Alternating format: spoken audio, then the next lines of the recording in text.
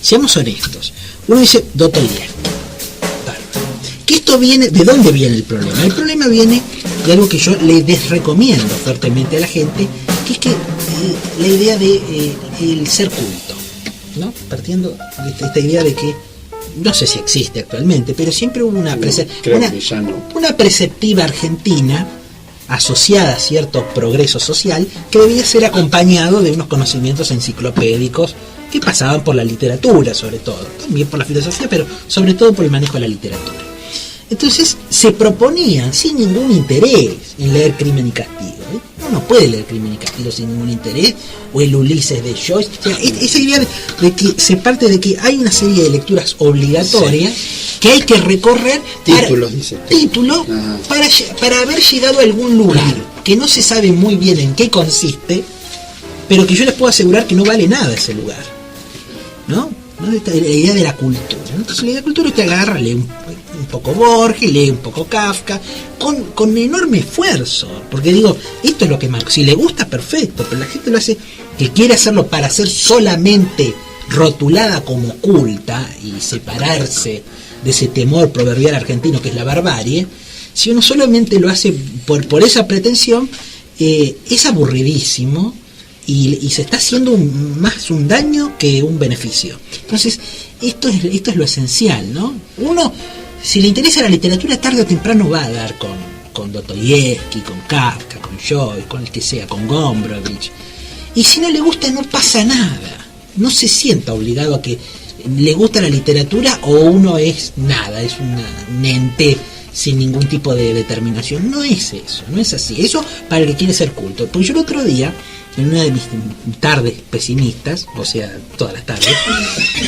Me gusta que va siendo menos modesto. Yo siempre repetí ese verso de Borges, que es tremendo. Las tardes son iguales. Bueno, es así. Usted las vive. Yo las vivo. Esas tardes son iguales.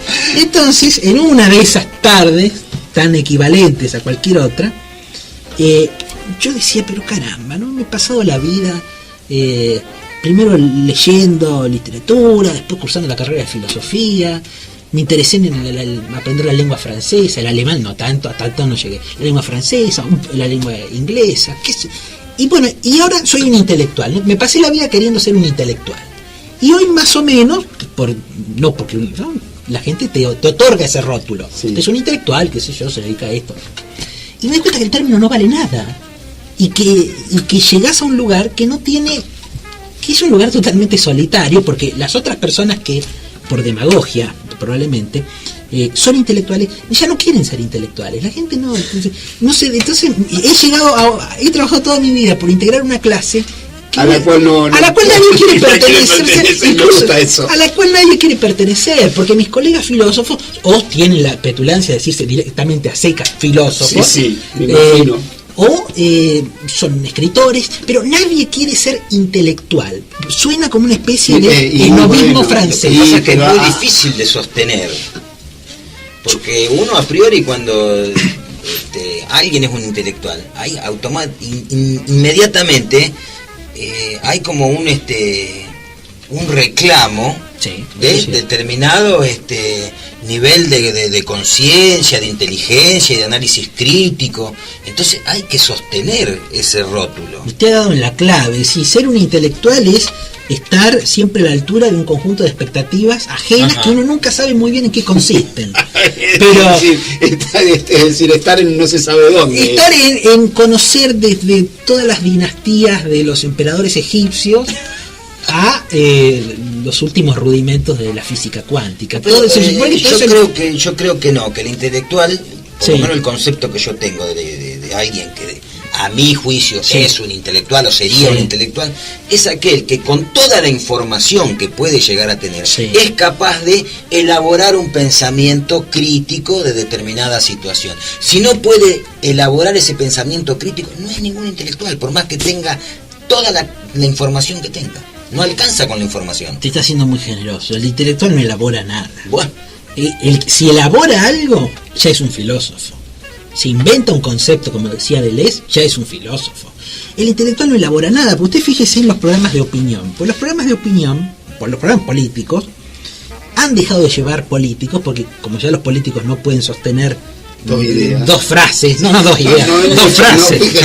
Entonces, no pueden, entonces, ¿a qué llevan? Economistas, politólogos, filósofos, está lleno de filósofos, para todos los gustos ideológicos, ¿no? Te lo puede escuchar a José Pablo Feynman, a Ricardo Forster, a Horacio González, ya hay uno que no está más ahora, a Kovadlov, que falleció hace poco también, que andaba por los medios, por América, que escribía acá Omar Bello, que también era filósofo, y escribía por ahí, andaba por los medios. Entonces, digamos, se convoca a esa gente a la cual, yo esto creo que ya lo he dicho alguna vez, se le demanda en 5 minutos una opinión sobre si esto es una democracia, si no es una democracia, cómo podría ser una democracia, y la gente dice alguna serie de cosas. Entonces, anoche escuchaba a un fiscal de la Nación, dice, bueno, discúlpeme, estaba con Joaquín Morales Solá, y le dice, prometo no aburrirlo mucho, empezó a citar a Thomas Hobbes para supuestamente, no sé, refrendar lo que estaba diciendo. Entonces, esa gente son los intelectuales, gente que se apoya en un conjunto de citas, probablemente han leído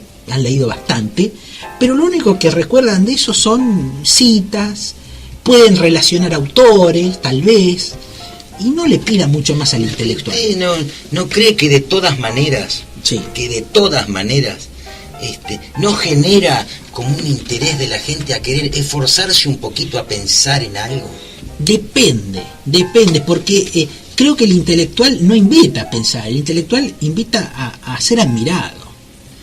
O sea, si uno va a un programa, hay una cuestión de ego ahí. Es solamente una cuestión de ego. Es decir, si yo ahora, cuando nosotros hablemos de Oscar Wilde, me pongo a hablar solamente de Oscar Wilde y todo lo que yo sé de Oscar Wilde, y que es totalmente irrelevante, digamos, a los fines de la perduración de Oscar Wilde en la cultura occidental, yo lo único que estoy reclamando es la admiración. Porque si realmente a mí me interesa llegar a alguien, o que alguien lea Wilde, tengo que ser directamente interpelar a alguien a que lo haga. Nadie por imitación yo creo que todos los intelectuales, manejémonos con ese término así vaporoso. Yo creo que todos los intelectuales tienen como objetivo el buscar la admiración del otro. Eso es cierto. Yo me pregunto, ¿qué pasa con su yo, con su vida privada? ¿Cómo trabaja un intelectual su vida privada? Porque a mí me parece que cuando uno se trabaja para ser un intelectual, trabaja continuamente pensando en el afuera. Es totalmente cierto lo que decís, Horacio. El intelectual no tiene vida privada. Ahí hay, de alguna manera, me recuerda a Dot. Me trajo a la memoria a Dot entre lo que es el filósofo y el profesor. Y el profesor, claro. ¿No? El filósofo en el sentido del que vivía de acuerdo al pensamiento. Alguna vez lo hemos hablado desde el punto de vista de cuando vos ¿te acordás hace unos años atrás que estabas con el tema, que por ahí en alguna con el tema de la coherencia? Sí. Entonces, ahí está el punto. He optado por olvidarlo. No, pero cuando discutíamos, que yo, porque tal dice tal cosa, pero vive de otra manera. Ahí es donde no hay coherencia, en ese sentido. Y esto es lo que plantea el intelectual, está pendiente de, a ver, ¿qué digo acá o qué hago acá? A mí en realidad no me molesta eso. Sí. Siempre y cuando no se levanten banderas, ¿no? Como que esto debe ser así y de esta forma, y yo después hago otra cosa. No me venga con ese circo si después usted hace otra cosa. Digamos, diga lo que quiera y haga lo que quiera, pero no me venga después a levantar banderas si usted mismo no puede, con su propio ejemplo, demostrar lo que sostener. No me venga a hacer un circo para mí, hágalo para usted. Es que es solamente ese circo. Yo, por ejemplo, estaba observando a este muchacho que tiene un programa en Encuentro, Darío, el impronunciable. Y un colega, al que aprovecho para saludar, el profesor Romero, Gustavo Romero, me decía, mira esto, ¿no? Unas clases, filosofía para todos, venga 20 encuentros, 4 encuentros, 5, el amor, la felicidad, Dios, bueno, los clichés habituales que se suponen, totalmente equívocos, que son la filosofía. Y abajo aclaraba, ¿no? Bueno, si usted quiere participar de una sola 100, si quiere todas las clases son 1000, ¿no? Son todos los son arancelados, ¿no? Entonces, parece que estar en los medios para el intelectual es no digo que sea ilegítimo, es una forma de venderse, es una gran vidriera, pero digamos, si lo hace desde ese lugar, está perfecto. Ahora, cuando se lo hace disfrazado de un progresismo, de un interés por la difusión del conocimiento, ahí es miserable. A mí, una persona que no me gusta para nada, que está en las antípodas de lo que yo pienso, sobre todo, que es Alejandro Rosichner. Alejandro Rosichner da clases que llama Moral para Empresarios en el Museo Renault, o sea, en la Avenida Libertad. Es decir, ahí no hay ninguna careteada, ninguna. Uno está, para mí es repudiable por completo lo que hace, pero es absolutamente honesto. No habla de todos y todas y luego procede a cobrarle rigurosamente el estipendio, si no, no lo deja entrar. Eso me parece canallesco. Pero tienen que vivir, todos tienen que vivir de algo. Estoy de acuerdo, pero lo mejor es decirlo. Es decir, yo soy una persona que... Soy un sofista. Claro, digamos, claro. Esa es la idea, ¿no? Pero hay que decirlo. Acá sigue estando la disputa histórica del platonismo y el sofismo. Hay que decirlo, que está bien, porque digamos, sí, está bueno. Pero los sofistas eran más lo hacemos más honestos, ligeramente, eran gente sin dinero, que no tenía la protección del Estado, y no tenía el respaldo económico que tenía Platón, que era millonario. Por supuesto, y estaban condenados a errar de ciudad por ciudad, dando clases de retórica, enseñando a hablar para insertarse medianamente en la vida política. Era un lugar bastante penoso y muy, como usted dice, muy castigado. Durante mucho tiempo yo tuve la sensación de que yo pertenecía a algo así, a un mercenario de la cultura. Ajá. ¿No? Porque a mí yo por 100 pesos podía ir a animar una fiesta infantil, o podía ir a hacer un trabajo de mimo, o podía ir a contar un cuento, o podía participar de una obra de teatro, o podía ir a hacer un show de humor. Es decir, cualquier cosa, por 100 pesos yo hacía cualquier cosa, ¿no? En el afán de que mi oficio me permitiera llevar un peso a mi casa, con el cual yo en algún momento del mes o de la vida no pudiera llegar a mi casa y decir, esto lo compré con lo que yo elegí hacer. Entonces eso me llevaba a que yo fuera capaz de hacer cualquier cosa, incluso para aquellas que no estaba preparado. De todas maneras, la paga era como que en algún lugar valía el esfuerzo, ¿no? Y bueno, qué sé yo. Pero eso es totalmente loable, pero son dos cosas distintas. Una cosa es tener que ganarse el pan y la supervivencia, incluso siendo un intelectual y trabajando de intelectual. Esto me recuerda a algo que decía el gran Alejandro Urdapilleta, cuando él decía, actor, dice, todos somos actores. Dice, es horrible trabajar en una telenovela y que ir a las 6 de la mañana, repetir textos horribles, estar 12 horas grabando, pero eso es trabajar de actor. No hace falta ser Marlon Brando para ser actor, eso es trabajar de actor también, y es respetable.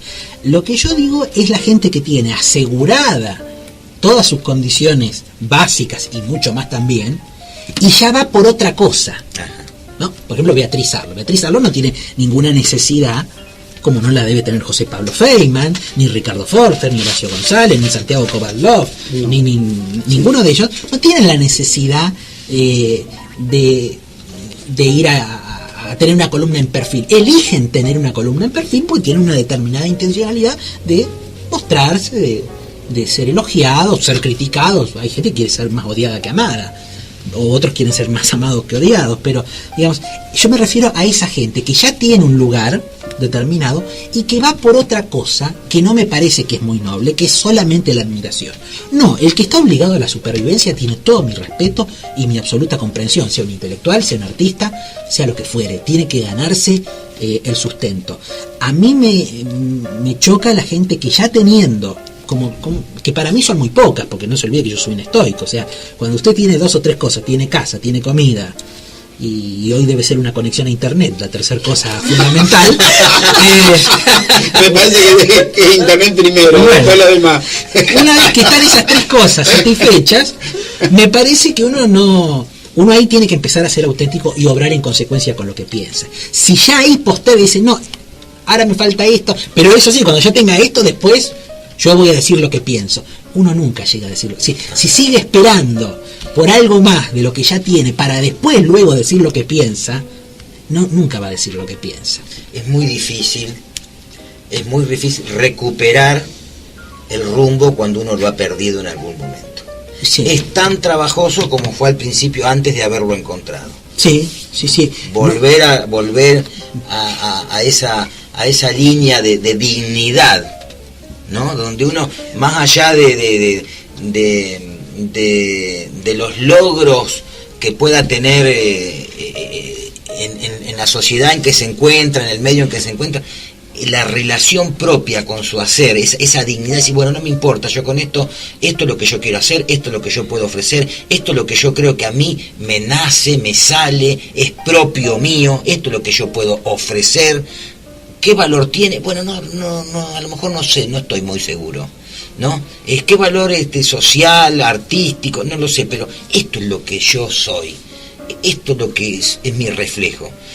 Y es muy difícil a veces porque uno se pierde con toda esta maraña y toda esta demanda de cosas y todo este vapuleo.